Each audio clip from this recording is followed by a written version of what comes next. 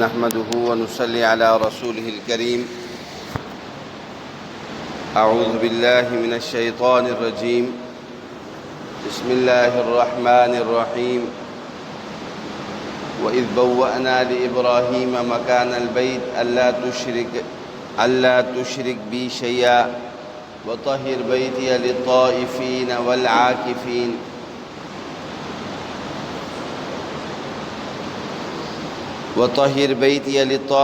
والقائمين والركع السجود.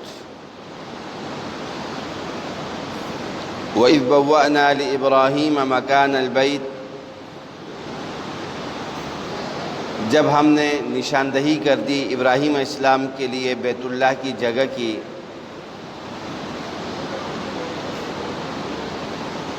اور ہم نے بیت اللہ کی تعمیر کے بعد ابراہیم کو حکم دیا کہ اللہ تشرک بی شیئا، میرے ساتھ کسی کو شریک نہیں ٹھہرانا، وطہر بیتی للطائفین، میرے گھر کو پاک رکھنا ہے طواف کرنے والوں کے لیے، والقائمین، اور قیام کرنے والوں کے لیے، والرکع السجود، رکوع و سجدہ کرنے والوں کے لیے۔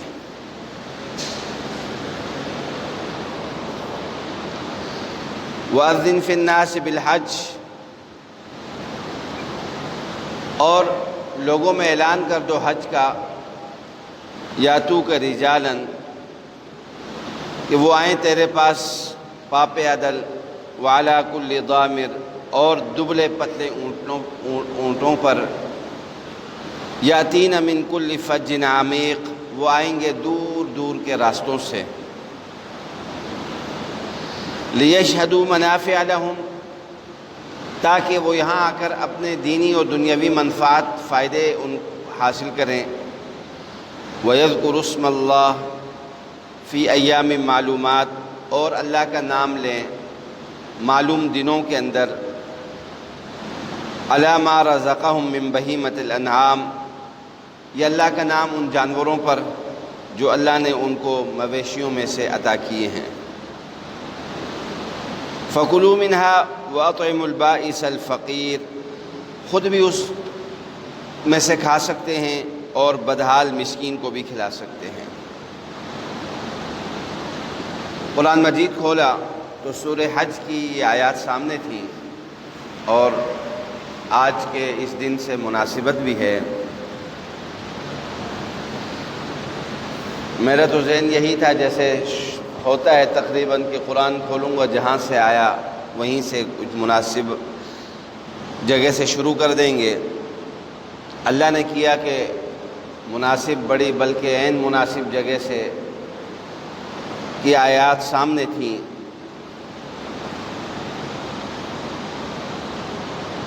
آج ہمارا ہاں 9 ذی الحجہ ہے، اور کل 10 ذی الحجہ عید قربان کا دن ہے۔ 9 ذی الحجہ عرفہ کا دن، ویسے تو سعودیہ میں عرفہ کا دن کل تھا، جس میں عرفات میں لوگ جمع تھے۔ یہ بھی ایک مسئلہ ہے، لیکن یہ بات ذہن میں رکھیں، ہر علاقے کی اپنی رویت ہے۔ ہمارے لیے یوم عرفہ آج کا دن ہے، یعنی نبی علیہ الصلاۃ والسلام نے جو فرمایا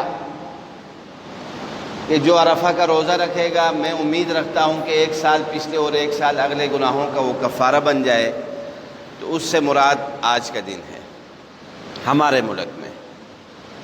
جہاں جیسا ہوگا وہاں، کیونکہ اللہ نے ہر جگہ کے لیے عبادت کے اپنے اوقات مقرر کیے ہیں۔ قرآن میں خود ہے، ان الصلاۃ کانت علی المؤمنین کتابا موقوتا، نماز اوقات مقررہ کے ساتھ فرض ہے۔ سعودیہ کے اوقات ہمارے لیے معتبر نہیں ہیں، ہمارے اوقات سعودیہ کے لیے معتبر نہیں ہیں۔ کہیں اس وقت رات ہے، کہیں صبح ہو رہی ہے، کہیں دوپہر ڈل رہی ہے، جہاں جیسا موقع ہو۔ کافی عرصے کی بات ہے، 2-4 سال ہو گئے ہوں گے اس بات کو۔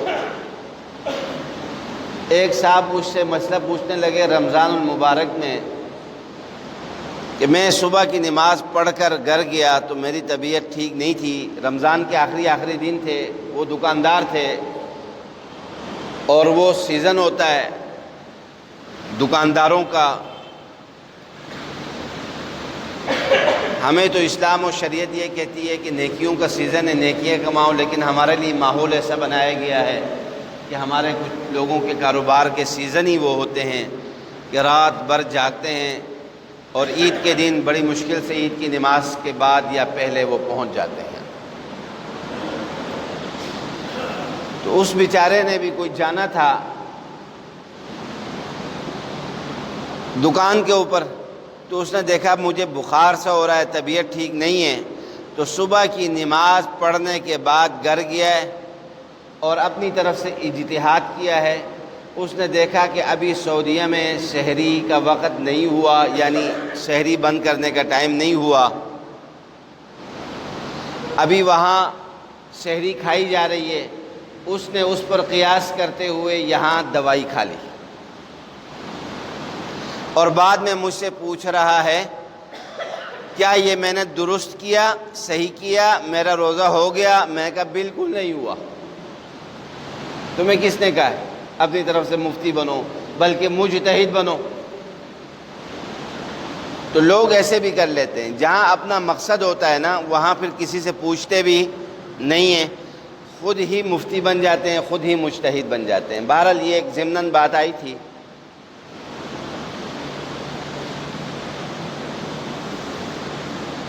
میں نے جو آیات تلاوت کی ہیں یہ سورہ حج کی آیات ہیں اور آیت نمبر 26 ہے، اس سے میں نے کچھ آیات کی تلاوت کی ہیں۔ اللہ فرماتے ہیں وَإِذْ بَوَّأْنَا لِإِبْرَاهِيمَ مَكَانَ الْبَيْتِ، ہم نے ابراہیم کو بیت اللہ کی جگہ کی نشاندہی کی۔ طوفان نوح میں بیت اللہ منہدم ہو چکا تھا، زمین کی سطح سے برابر ہو چکا تھا۔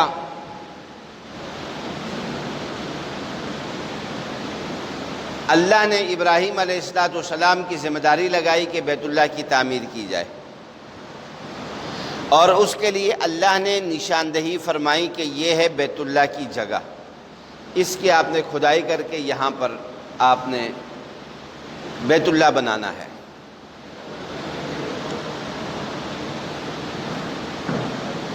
روایات میں آتا ہے زمین پہلے پانی ہی پانی تھا، جو سب سے پہلا بلبلہ اٹھا ہے اور وہاں زمین برآمد ہوئی ہے وہ ہے بیت اللہ کی زمین۔ قرآن میں ہے زمین کے لیے وَهُوَ الَّذِي مَدَّ الْأَرْضَ، کہ اللہ ہی کی ذات ہے جس نے زمین کو پھیلایا، مد الارض، زمین کو کھینچ کر پھیلایا۔ سب سے پہلے کائنات کی جو زمین ہے، پہلی زمین وہ بیت اللہ کی زمین ہے۔ جہاں تک اللہ کو منظور تھا، اللہ نے زمین کو پھیلانا تھا تو بیت اللہ کے نیچے سے زمین کو کھینچ کر پھیلایا۔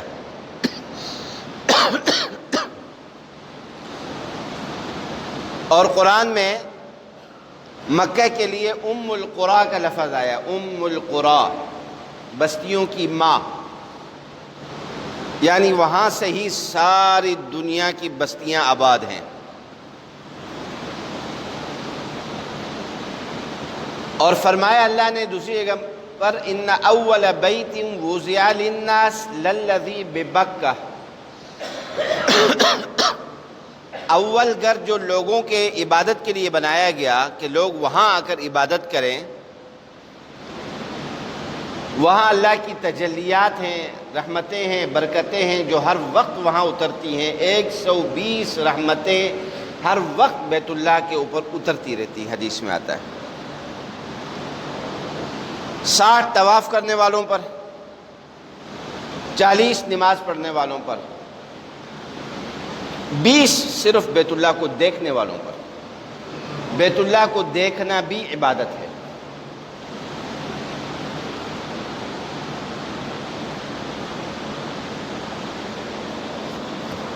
تو فرمایا ان اول بیت وضع للناس، اول گھر جو لوگوں کے لیے بنایا گیا کہ لوگ وہاں آئیں، عبادت کریں، ہر جگہ سے وہاں پہنچیں، ان کے مقصد زندگی ہو، وہاں پہنچنا ان کی تمنا ہو، ان کی حسرت ہو۔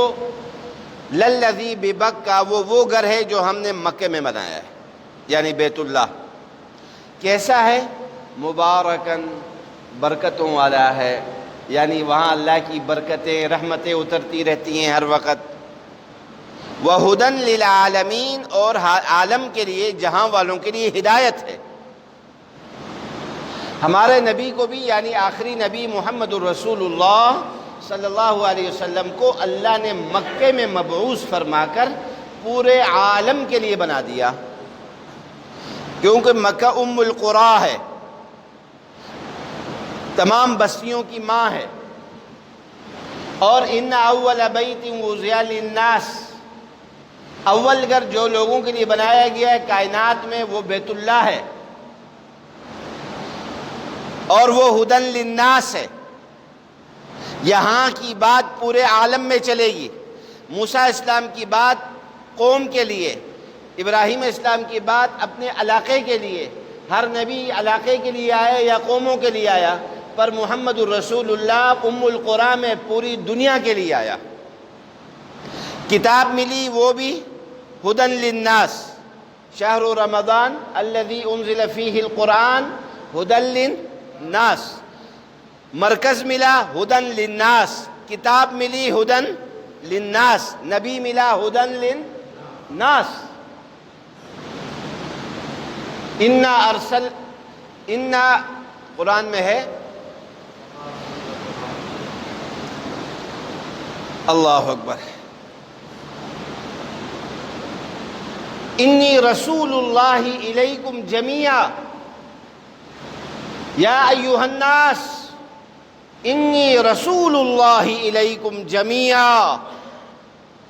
اے انسانوں، اس سے پہلے یا بنی اسرائیل، یا قوم، یا قوم، یا بنی اسرائیل، اور یہ نبی کا پیغام ہے، یا ایھا الناس،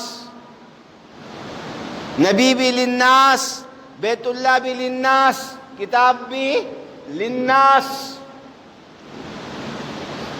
نبی علیہ السلام کی بعثت کے بعد جو ام القریٰ میں ہے، تمام بستیوں کی ماں میں ہے، اور تمام زمین، روئے زمین کے مرکز میں ان کی بعثت کے بعد کسی دوسرے نبی، ذلی بروزی، کاڑی کوڑی کا پتر، اس کی نبوت کی ضرورت نہیں ہے۔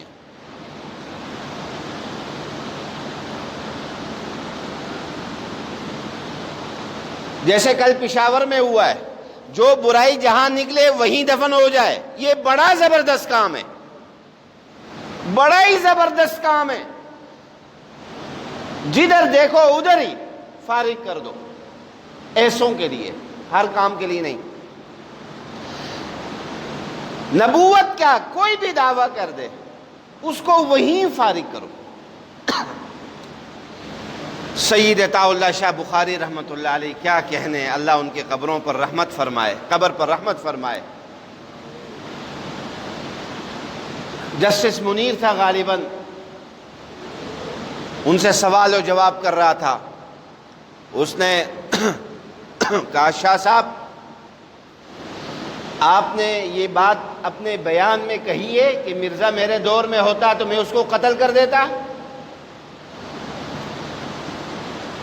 شاہ صاحب نے یہ نہیں کہا ہاں یہ بات میں نے کی ہے، یہ جواب تو یہی جواب ہے، ہاں جی میں نے کی ہے۔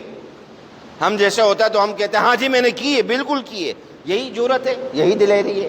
لیکن شاہ صاحب کا جواب، اللہ کی قسم کیا کہنے، شاہ صاحب کا جواب اس سے ایک قدم، کیا کئی قدم آگے تھا، کیا کہنے۔ یہ وہ لوگ ہوتے ہیں کہ جن کی مہار اللہ کے ہاتھ میں ہوتی ہے۔ وَرَبَطْنَا عَلَىٰ قُلُوبِهِمْ، ہم ان کے دل کو مضبوط کرتے ہیں، ہم ان کے دل کو قابو میں کرتے ہیں۔ اصحاب کہف کے بارے میں اللہ کہتے ہیں، شاہ صاحب نے اس کو جواب میں کہا، عدالت کے اندر بات ہو رہی ہے، شاہ صاحب نے جواب میں کہا میں نے کہی ہے یا نہیں کہی اس بات کو چھوڑو، جسٹس منیر ابھی نبوت کا دعویٰ کرے، اگر عطا اللہ اس کا سر قلم نہ کر دے تو بات کرنا، ابھی تو نبوت کا دعویٰ کر، تیرا میں ابھی علاج کر دیتا ہوں، ابھی تو یہ فارغ کرتا ہوں۔ نبوت کے معاملے میں، ختم نبوت کے معاملے میں کوئی سودا بازی نہیں ہے، کوئی دوسری بات ہے۔ بڑا زبردست کام کیا اس جوان نے، اللہ اس کی جوانی میں برکتیں عطا فرمائے۔ مرزا کانے کو شروع دن ختم کیا ہوتا تو آج یہ فتنہ تو نہ ہوتا، لیکن سب امر الہی سے چلتا ہے، سارے دنیا کا نظام امر الہی سے چلتا ہے۔ نبی نے بھی تو فرمایا ہے کہ میرے بعد 30 بڑے دجال آئیں گے۔ کیا فرمایا؟ بڑے دجال آئیں گے، اور ان میں سے ہر ایک کا خیال ہوگا میں نبی ہوں۔ یہ تو چھوٹے موٹے ہیں جن کا آگے چکر ہی کوئی نہیں ہے، ٹھیک ہے نہیں؟ 29 بڑے دجالوں میں ایک کانا بھی ہے، مرزا۔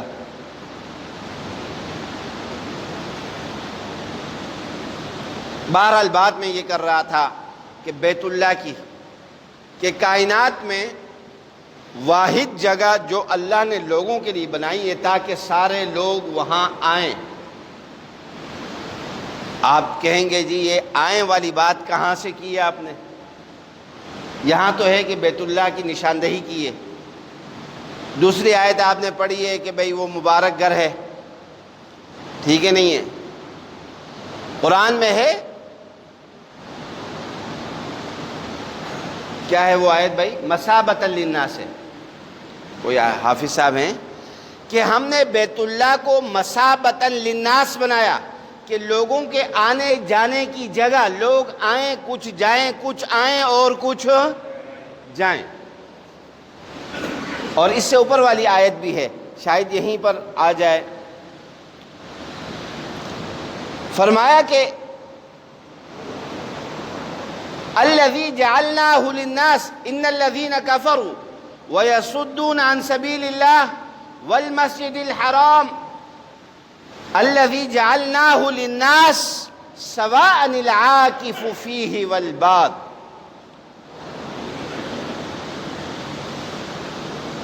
فرمائے جو لوگ اللہ کے راستے سے لوگوں کو حق اور سچ کے راستے سے روکتے،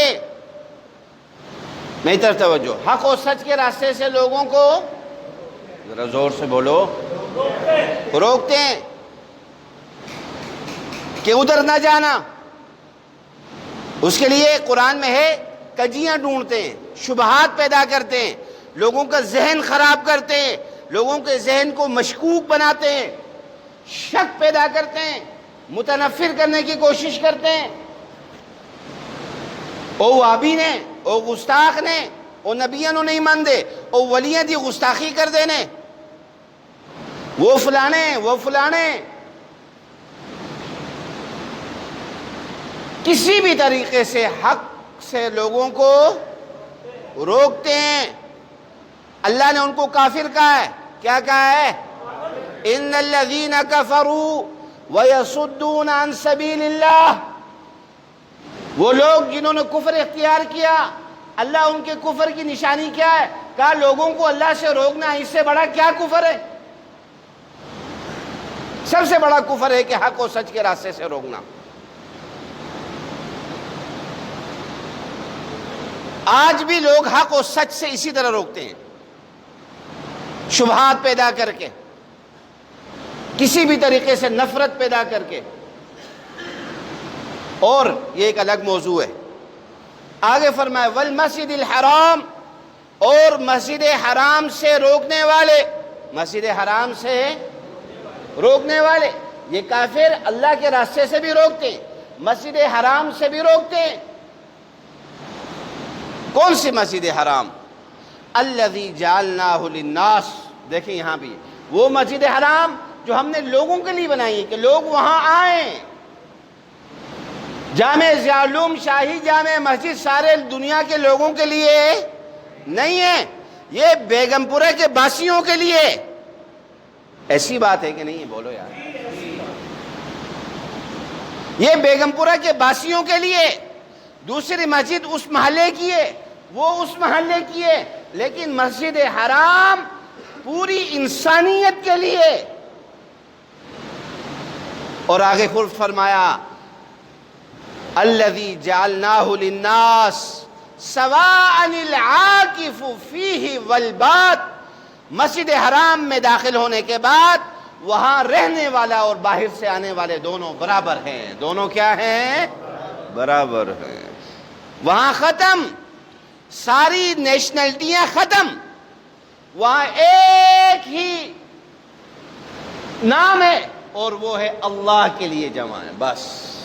اور مسجد میں بھی یہ ہے، کیونکہ جتنے مسجدیں ہیں یہ سب بیٹیاں ہیں کس کی؟ مسجد حرام کی. یہ شاخیں ہیں مسجد حرام کی. یہاں آ کر ایک ہی صف میں کھڑے ہو گئے محمود و ایاز، نہ کوئی بندہ رہا نہ کوئی بندہ نواز. یہاں سب برابر ہے، کوئی کالا گورا نہیں، کوئی عربی اجمی نہیں، کوئی بڑا اور چھوٹی قومیت والا خاندان والا نہیں ہے. پہلی صف میں جو اس کو جگہ مل گئی وہ ہے. اس لیے علماء نے لکھا ہے کہ آگے صف میں پہلے سے کنٹرول کرنا یہ مکروہ ہے، غلط طریقہ ہے کہ کوئی آدمی پہلے سے آ جائے اور وہ جناب علی اپنی جگہ متعین کر لے. ہاں امام کے لیے، مؤذن کے لیے جگہ ہے کہ اس کی جگہ متعین ہے، لیکن اگر کوئی لوگ ایسے ہیں کہ جاہل قسم کے ہیں، ان پڑھ قسم کے ہیں. ان پڑھ آپ کس کو کہتے ہیں؟ ان پڑھ کسے کہتے ہیں؟ جاہل کسے کہتے ہیں؟ یہ ہمارے انہوں نے بڑا زبردست، ٹھیک ہے نہیں ہے. ہم ان پڑھ اس کو کہتے ہیں جس کو انگریزی نہیں آتی، بولنی نہیں آتی، لکھنی نہیں آتی، پڑھنی نہیں آتی ہے. قرآن جاہل، ان پڑھ، جاہل گنوار اس کو کہتا ہے جس کو اللہ اور رسول کا نہیں پتہ ہوتا، دین کا نہیں پتہ، احکام شریعت کا نہیں پتہ، وہ جاہل ہے. ٹھیک ہے، دنیا میں تم نے اپنا پیمانہ رکھا ہے، اللہ کا اپنا پیمانہ ہے. تمہارا پیمانہ ٹوٹ جائے گا پر اللہ کا پیمانہ ٹوٹنے والا نہیں ہے. تمہارا پیمانہ کب تک رہے گا؟ جب تک جاہ ہے، وجاہت ہے، اقتدار ہے، مال ہے، دولت ہے، آپ کا پیمانہ ہے. چودھری صاحب کا مسلح ہے جی، مسجدوں میں بھی ہوتے ہیں، ٹھیک ہے نہیں ہے؟ نہیں، یہاں سب برابر ہے. ہاں ایک بات کا ضرور، پہلی صف میں حق یہ ہے کہ داڑھی والے کھڑے ہوں.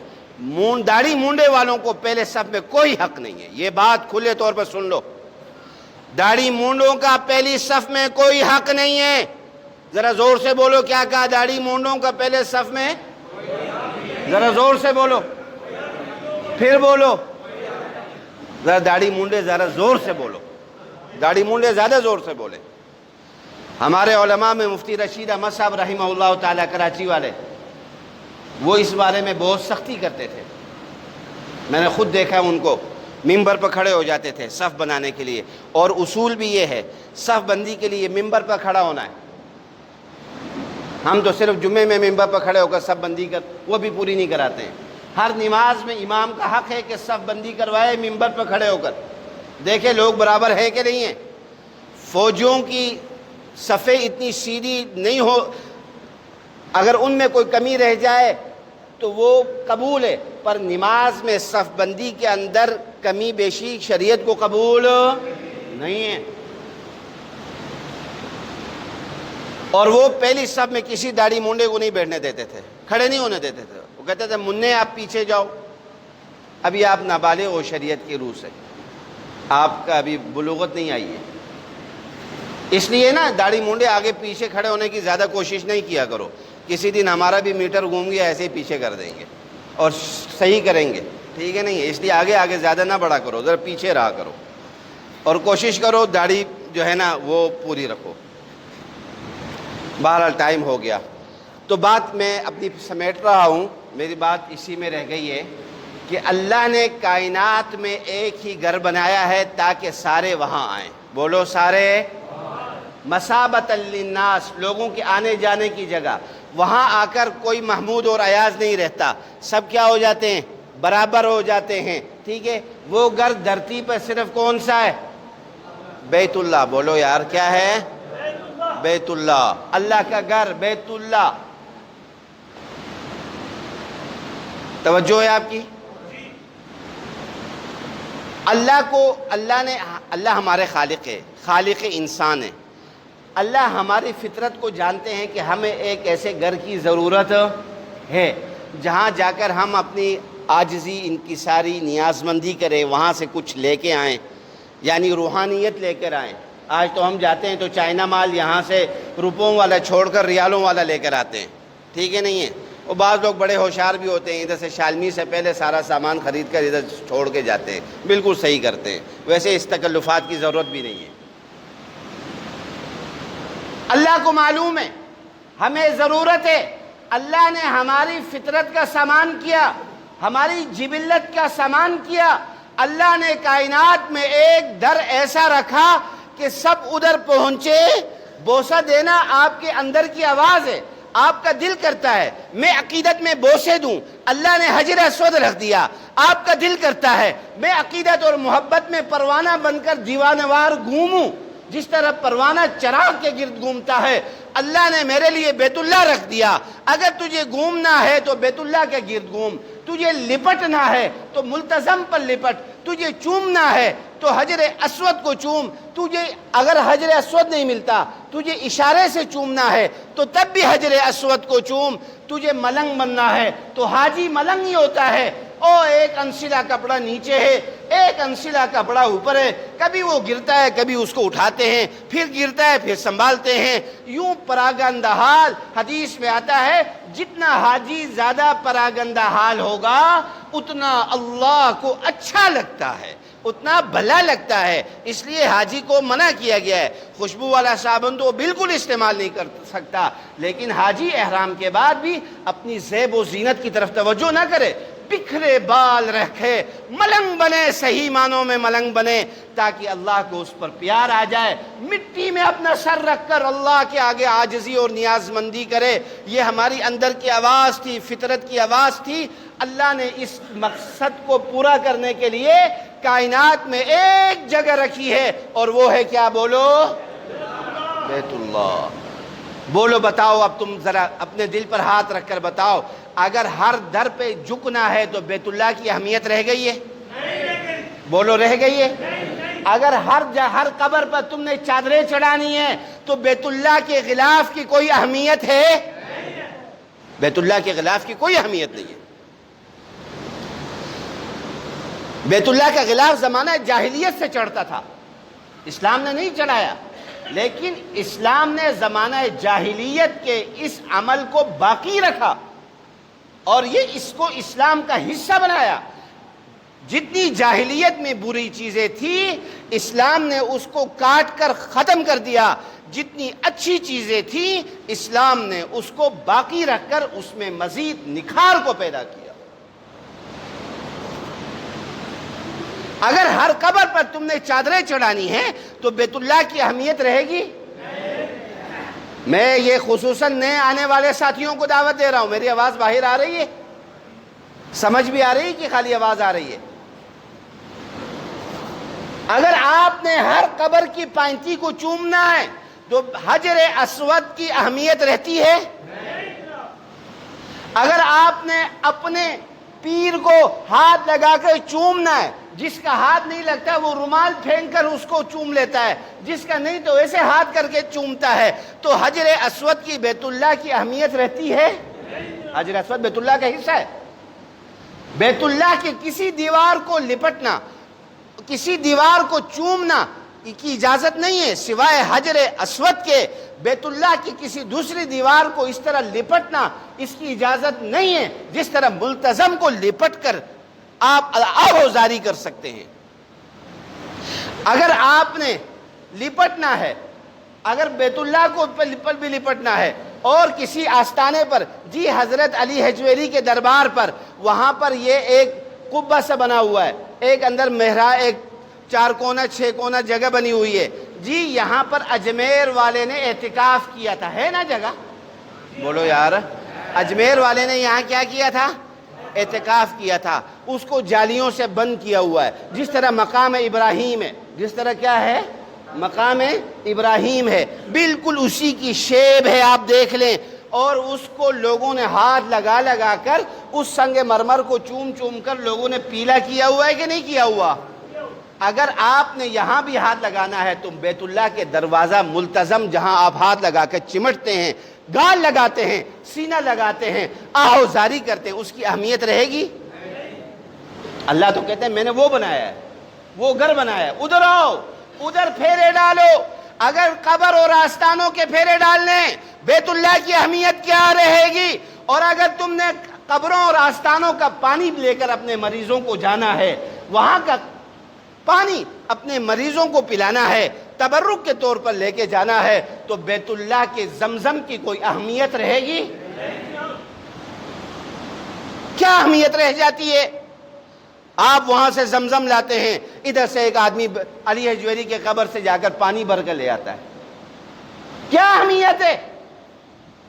یہی ہم آپ کو سمجھا رہے ہیں کہ کچھ چیزیں ایسی ہوتی ہیں، توجہ، کچھ چیزیں، بڑی اہم بات ہے، کچھ چیزیں ایسی ہوتی ہیں خاص موقعوں کے لیے ہوتی ہیں، اللہ نے ان کو خاص جگہ تک محدود رکھا ہے، وہ وہاں تک ہی عبادت ہے، وہ جب وہاں سے باہر آتی ہیں تو وہ عبادت نہیں بنتی ہیں۔ اب وہی عزت، وہ تعظیم، کچھ کام بیت اللہ کے ساتھ خاص ہیں۔ حاجی بننا، ملنگ بننا بیت اللہ کے ساتھ بولو کیا ہے؟ خاص ہے۔ پھیرے ڈالنا بیت اللہ کے ساتھ خاص ہے، اور چومنا حجر اسود کے ساتھ خاص ہے، چمٹنا ملتزم کے ساتھ خاص ہے، شکار نہ کھیلنا، پتہ نہ توڑنا، درخت کا پتہ نہ توڑنا حدود حرم کے ساتھ خاص ہے۔ حدود حرم صرف بیت اللہ مسجد حرام نہیں ہے، یہ نبی اسلام نے خود نشاندہی کی ہے، فلاں جگہ فلاں جگہ، فلاں سے فلاں جگہ تک اس کی حد بندی کی ہے، خود نبی علیہ السلام نے کی ہے، وہاں نشان لگے ہوئے ہیں۔ آپ میں سے جو حج عمرے پر گئے ہیں، آپ نے دیکھا ہے جدہ سے جب آپ مکے کی طرف جا رہے ہیں تو اس شکل کی ایک بالکل رحل، جس طرح قرآن رکھا جاتا ہے، اوپر قرآن بھی رکھا ہوا ہے، اس قسم کا شیپ بنی ہوئی ہے، آپ نے دیکھی ہے نا شکل؟ یہ حدود حرم کی ابتدا ہے، یہاں سے آگے حدود حرم شروع ہو جاتا ہے۔ حدود حرم میں شکار کھیلنا منع ہے، درخت کاٹنا منع ہے، پتے توڑنا درخت کے منع ہے، جانوروں کبوتروں کو کرنا منع ہے، بلی کتے کو مارنا منع ہے، ان کو بگانا، ان کو خوفزدہ کرنا، وحشت میں ڈالنا، ان کو گھبراہٹ میں ڈالنا منع ہے۔ یہ خاص کام خاص جگہ کے ساتھ ہے، یہ یہی عبادت ہے۔ جب آپ یہی عزت، یہی حرمت، یہی عبادت، یہی کام کسی دربار کے لیے، کسی آستانے کے لیے بھی رکھ دیں گے کہ وہاں بھی چادریں چڑھے، وہاں پھیرے ڈلیں، وہاں نمک رکھا جائے، وہاں پانی رکھا جائے تاکہ لوگ پی لیں، وہاں کے درخت کو نہ کاٹا جائے، وہاں کے کبوتروں کو چھیڑا نہ جائے، ان کا شکار نہ کیا جائے، ان کو دنا ثواب سمجھ کر ڈالا جائے، تو یہ سارے کام کیا ہو جاتے ہیں؟ شرک۔ ان کو کہتے ہیں شرک فعلی، شرک عملی، شرک فعلی، شرک عملی۔ فعلی کو آپ ذرا مشکل سمجھیں گے، فعل معنی ایک ہی ہے، فعل کا معنی کیا ہوتا ہے؟ کام، اور عمل کا معنی بھی کیا ہے؟ کام، یعنی عملاً کچھ کام، مطلب ہوا عمل یعنی کام، کچھ کام کچھ جگہ کے ساتھ خاص تھے، وہ وہیں رکھنا عبادت ہے، وہ کام وہاں سے باہر کسی اور کے لیے، کسی اور کو خوش کرنے کے لیے، اس کے خوف یا امید سے، اس کے ڈر یا امید سے وہ کام وہاں کے لیے کرنا، یہ شرک ہے۔ بولو کیا ہے؟ تو میرا خیال آج کی اتنی بات کافی ہے، آپ حضرات سمجھ گئے ہوں گے کہ حج کا ایک خاص اپنا فلسفہ ہے، نظریہ ہے۔ حج کا ایک خاص فلسفہ اور لوگ حج کر کے آتے ہیں، خر موسیٰ مکہ رود واپس شود ہنوز خر باشد، جیسے گئے تھے ویسے آ جاتے ہیں۔ آپ اس کو سمجھیں۔ میں 2003 میں حج پر الحمدللہ گیا تھا، وہاں سے ایک موقع پر ایسا ہوا کہ میرے ماموں بھی میرے ساتھ تھے، ہم نے ایک جگہ کوئی تندور سے کوئی روٹی لینی تھی، کوئی خاص قسم کی ایک روٹی تھی، اور مجھے پتہ نہیں لگا پہلے سے ایک کھڑا ہے۔ میں کہا ویسے ان کا کوئی مہمان، کیونکہ تندور بھی پاکستانیوں کا تھا، میں کہا ان کا کوئی بیلی شیلی کھڑا ہے۔ تو وہ جب روٹی تندور سے نکلی تو میں نے اس کو اپنے سامنے رکھ لی، لے لی۔ تو اس نے کہا جی میں پہلے سے یہاں کھڑا ہوں۔ میں نے کہا جی مجھے پتہ نہیں لگا کہ آپ پہلے سے، میں یہ سمجھا آپ ان کے یار دوست ہیں، بیلی ہیں، آپ ویسے کھڑے ہیں تو یہ آپ کا حق ہے۔ اس نے کہا نہیں نہیں، آپ نہیں، آپ لے جائیں، آپ ہمارے اسلامی بھائی ہیں، آپ ہمارے اسلامی بھائی ہیں۔ میں سمجھ گیا کہ ٹون کدھر سے چل گئی ہے، ٹھیک ہے نہیں ہے۔ تو روٹی تو پھر میں نے لے لی بھائی، ٹھیک ہے نہیں، کیونکہ اس نے مجھے اپنا حق مجھے دے دیا۔ اس کے بعد میں نے کہا کہاں سے آئے ہو؟ وہ کپ اسٹور کا تھا، یہاں کا تھا، کپ اسٹور کا۔ میں کہا حج کیا؟ حج ہو چکا تھا جی بالکل، بڑے جی ماشاءاللہ جی الحمدللہ ہو گیا بالکل جی الحمدللہ، ویسے جھک کر جی اللہ کا شکر ہے حج کیا۔ میں کہا بیت اللہ کا طواف کیا؟ ملتزم پر وہی ساری باتیں دہرائی، بوسہ دیا حجر اسود کو، یوں کیا، اس نے جی جی الحمدللہ۔ میں کہا آپ نے اس کے بعد میں کہا آپ نے یہ عہد کر لیا ہوگا کہ بیت اللہ کے پھیرے دینے کے بعد اب کسی قبر اور آستانے کے پھیرے آپ نہیں دیں گے۔ حجر اسود کو چومنے کے بعد آپ نے یہ عہد کیا ہوگا کہ آج کے بعد کسی قبر کو بوسہ نہیں دیں گے۔ آپ نے یہ عہد کر لیا ہوگا زمزم پینے کے بعد کہ آج کے بعد کسی قبر کا نمک اور پانی، نمک نہیں چاٹیں گے، پانی نہیں پئیں گے بطور تبرک کے۔ آپ حاجی بن کر اللہ کے ملنگ بن گئے ہیں تو آپ نے عہد کر لیا ہوگا، آپ کو یہ بات سمجھ آ گئی ہوگی کہ اللہ کا ملنگ تو ہوا جا سکتا ہے، اللہ کے علاوہ کسی دوسرے کا ملنگ نہیں ہو سکتا۔ یہ ساری باتیں جب ریپیٹ کی نا تو اس نے جناب علی وہ اڑ گیا، مجھے سے لڑنے لگ گیا۔ آپ کو کس نے بلایا تھا؟ آپ کو کس نے کہا مجھ سے بات کریں؟ میں نے کہا کہ مجھے کسی نے نہیں کہا۔ نبی علیہ السلام ابو جہل کے پاس خود جاتے تھے، ابو جہل نبی کے پاس نہیں آتا تھا۔ نبی علیہ السلام ابو جہل جا کر دعوت دیتے تھے کہ جو کام تم کر رہے ہو وہ غلط ہے، میں بھی تمہیں کہہ رہا ہوں جو کام تم نے کیا آج تک وہ غلط ہے۔ حج کو سمجھ کر حج ادا کرو گے تو حج ہوگا، ورنہ پھیرے ہی ہے۔ ایک شہر دیکھا ہے، سونے مدینے دا شہر ہے، گلیاں سونیاں تے بازار سونے، ادھر بھی جا کر گلیوں میں گھوم رہا ہے، بازاروں میں گھوم رہا ہے، ہدایت وہاں سے کچھ لے کر نہیں آیا۔ حج کا فلسفہ سمجھے گے نہیں سمجھے؟ حج کس کے آگے اللہ جھکانا